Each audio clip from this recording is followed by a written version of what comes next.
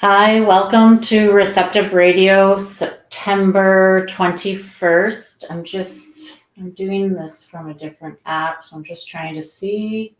Come on Facebook, there it is. Great. So, tuning into acceptance. Merlin's here. Anyway, tuning into acceptance. What about acceptance? I did some research. So the opposite of acceptance is resistance. And this week, a lot of us in our sessions were working on our shadows. And you might not have had your session yet, but it's coming. Anyway, resistance, what does it mean? It means pushing away. It means not okay with something, getting triggered. It's kind of like you don't want to see it. You want to ignore that part. What is acceptance? It's a welcoming. It's bringing in. It's embracing. It's neutrality as well. It's being okay with it. It's awareness, where resistance can be more like blindness. And so why do we want to embrace what we resist and accept it? We want to move towards accepting everything. In the big grand scheme of things, if we're going to move towards being, benevolent, enlightened human beings who are aware and conscious and loving and kind, we have to embrace what we resist so that we can move more into acceptance. And it does mean being uncomfortable, and it does mean moving into things that will be uncomfortable to break through them. There has not, most of my major breakthroughs in my life have been uncomfortable. I know nobody wants to hear this, and it might piss you off, but if it's something that's been holding you back for a long time, and you don't even know, and this is the thing, most of the time we can't figure out, we're trying to strategize all the time in our heads. Why am I having so much trouble with this? Why can't I find the right partner? Why am I not in the right work? Why does this person keep telling me this about myself and I don't see it, or the other way of looking at it is, why does this person constantly frustrate me? Why can't I stand this person? These are just clues to let you know what you need to work on that will create a breakthrough. And one of my teachers this last week was talking about this, is that we can't get what we want, like what we really want, like the loving relationship or the amazing career, doing your purpose, unless we embrace some resistance. Embrace that thing that we really can't stand about another person, or why we're confused about, we get called, most people, I'll use myself for an example. So people would be afraid of me, intimidated is the word I lumped it into, is my shadow, my resistance, and into my power, and felt like I was unreachable and stuff. And they would tell me this. And it wasn't just recently, like many times I've been told, you're too intense, you're too much. And it hurt me. But I didn't understand, what are they talking about? Like, what do they mean I'm too much? I'm just sharing, I'm just being myself, right? But the thing is that it is intimidating to work with the sources and the flow of life force and universal power and all that kind of stuff. It is intimidating. It's intimidating to me. Sometimes I get into a session and I'm like, oh God, am I going to be able to channel life force and call on the allies to do the work for you? especially when you're a new client, like how, you don't know me. I'm doing stuff you've never seen before, maybe, and it's different. Who the hell does she think she is that she thinks her songs are going to help you, Like I have to own it. I have to step into that power of, yes, it works. I know it works. I've received the healings myself. I've received the coaching and the training about the shadows, about resistance. And then when I deliver that teaching, I know it's going to work. So I have to step into this intimidation that I am intimidated to teach what I know, and step into that and be, I got this. I got this. And even if I don't got it, be okay with like, I'm getting it. I'm getting it. And that's the thing is like, if you want to be the best at your business, you have to be able to move towards those things that are yucky, that you think are too hard to go towards, and not have the resistance anymore. Move towards accepting them as part of an integration process that's going to create a major breakthrough. And ultimately, if we all step into our shadow sides, these things that we resist, we're going to be really prosperous. We're going to be really powerful. We're going to be doing our purpose. And imagine a community of people all doing their purpose in the world, who are not resisting what they feel uncomfortable with, and instead are embracing it and accepting it as part of themselves and as part of their power. Imagine people doing that. There would be a community of benevolent, meaningful, loving, kind people delivering service to the world. Service. And of course, we're going to be paid well for it. We've done the work. We've done the work. And so I'm just looking at my notes here. Another word for resistance, judgment. So we're pretty much addicted to judging other people, even if we say we aren't judging people. I think sometimes there's those judgments. Even me, I can be judging my teachers. What are they, when they tell me something I don't want to hear,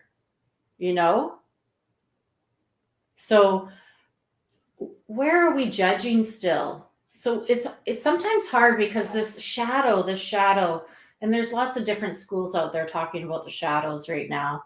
The Gene Keys is one of them, and human design probably, and all these other systems that code us and type us and tell us what type of a person we are. But really, all those systems aside, when we're looking to develop ourselves and to become more self-aware and to integrate and become whole human beings who are present all the time, we're in our bodies, we're grounded, and we're not afraid. We're not afraid to do what we're supposed to do. When we feel this fear come up, or when we start judging somebody else, or if we feel frustrated, we get triggered, these are the clues. These are the clues to showing us what we need to work on. And those are gifts. Those are gifts. Watch for those. Watch for what's triggering you, because it's something you need to work on about yourself. So I was constantly, at the office before I left. The head honcho, the founding partner, he would strut in and just walk into his office and wouldn't look or say hi to anybody, which is fine with me. It doesn't bother me. But when I saw him come in, I would see him do this. I would start putting up more boundaries around my office, because I didn't want him to come and talk to me. Because whenever he came to talk to me, he would usually give me some kind of problem to solve. And his problems that he wanted solved were like tangled messes, and I couldn't stand them. So I was always like, oh, don't come near me. And I was kind of intimidated about him because he'd always bring me these things that I did not want to work on. And I could see a better way. He could get better clients with who weren't corrupt, let's say. And so I would put up these walls around myself. And then also when I had so much work to do that I had to get done, I pretty much had to block out all social interaction because I had no time for it. If I wanted to get the work done, I couldn't socialize. And I'm pretty direct and focused, and I can put my head down and work. And so I would block out all social interaction with my staff. So I would basically put the energy field up and say, don't come in here and talk to me. And if they did come in and talk to me, I would just keep writing. I'd keep working. And I would not be present to their conversation because I didn't care. I was giving them the message, don't bother me. But so now, I had that persona at work. Only when I wanted to talk or delegated did I want to talk to you. But I wanted to keep work. If we're going to socialize, I'll go out with you separately. But now that I'm in this business and I want to, attract clients, and that's what we all want to do. We all want to attract clients to us that are high-end, luxury, want to do the work, or want to, spend the money on our products, whatever it is. So if we want to work with these people, we have to kind of change the way we used to do things. And so now I kind of have to step into being social, being more open, not being intimidating, not intimidating my staff from not talking to me, not being intimidated by others and their power, So I'm still unpacking. I'm working on my shadow as well. Like I do the modules every time I do them with you. So, and that's what I've really got to learn is like, when you start teaching what you know, that's when the major breakthroughs start happening. And they're a lot more comfortable because you're at a different spiral of the, or a layer of the onion. The inner layers of the onion, they're more uncomfortable. As you start peeling them off, you might work on the same thing again, but in a different level. So it's not as uncomfortable because you've experienced it before. You're like, oh yeah, I know this. So another thing about resistance, I know I said the topic was tune into acceptance, but we need to work on the resistance to get to the acceptance. Another thing about resistance I made a note about was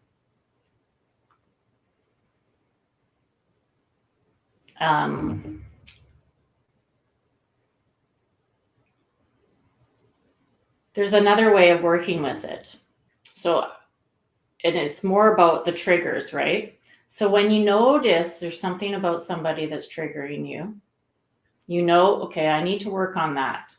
Something in that, whatever is in that relationship that's really triggering me and bothering me, I need to work on it. But in the moment when you're getting all like ungrounded, you can pull back to this correct neutral now. You might not have learned it yet, but it's coming. Correct neutral now will bring you back to neutrality. And then there's another one that my teachers have taught me, my shamanic teachers. So what? So if I'll use Donald Trump, for example. I don't like him. I don't listen to him either, though. I don't let him get into my field. But he's arrogant. He's got, he's got all of his stuff, you all know. And some of you might like him. That's fine. I don't care. So what? Be Donald Trump. Whatever. So you can also like neutralize triggers or get working with them with resistance by being more in the like, oh, well, so what? It's more accepting. It creates more neutrality. And when you can be okay with Donald Trump spouting his stuff and his crazy talk or whatever, and I'm sorry if I'm offending any Trump lovers, but if you're okay with whatever somebody else is saying, you don't really like it, but it's not, and it's not creating a trigger anymore, you can just go, so what? Whatever. Who cares? And don't feed it. Let the person be arrogant. Let the person be off the handle. Let the person throw a fit. I have to do this with my dad a lot. He gets a hate on for a horse and he just starts, I got to get rid of this horse. I can't stand it or whatever. I don't see what he sees. I see the potential. He sees the negative. So it could really piss me off because we're fighting against each other. But I've gotten to the point where I'm like, so what? If he wants to behave like a 5-year-old kid and throw off a temper tantrum because something doesn't go his way, go for it. I'm not going to let it interfere with me and my presence, and my ability to hold presence. So what? Doesn't mean I don't put my foot down sometimes and stop him and just, I might say, okay, that's enough, or whatever. But more and more, I'm okay with somebody else flipping out around me. I start to relax about it. Oh, well, that's how they're triggered. But if I get triggered with them, then I know there's something in there for me to resolve. So it's all about noticing and observation. And it's a big topic. It's a big thing. If we could just be unpacking our shadows for, module after module after module, we're not going to do that. But it sometimes takes a few weeks or a month or even longer to unpack a certain shadow, a certain thing that you're resisting. And that's okay, because it's been wound up for many, many years, sometimes 40, maybe 50 years, maybe 20 years, who knows? But so you just got to give it a chance to loosen up. And then you can use these little tools about noticing and observing, like watching, and then correct, neutral, now. And then even if you don't mean so what, you can still say, so what? It might help.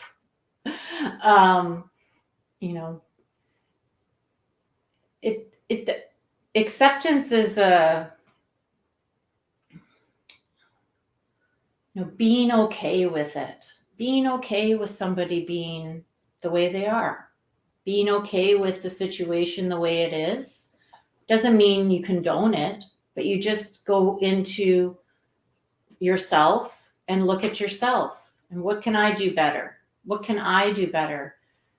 And the more I can hold acceptance, the more you can hold in your frequency of acceptance, the more the world can shift. And it's a dichotomy. It's a paradox. It's the opposite of what you think. But the more that you can be okay with other people being the way they are and not worry about changing them and just come back to yourself, the more it's going to change the world. It's crazy, but that's how it is. Or it's not crazy.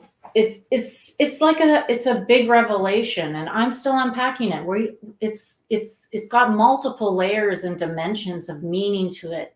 And we can only understand so much at one time, right? So we kind of have to get the understanding, and then there's more understanding and more understanding and more understanding. So until, we get to a certain point of understanding, then we can understand more. So I'm still, I'm in gradients of understanding, and some topics I'm really good at, and some topics I'm not. I'm a constant work in progress, like everyone is. Anyway, we can take 3 breaths to end this topic. And I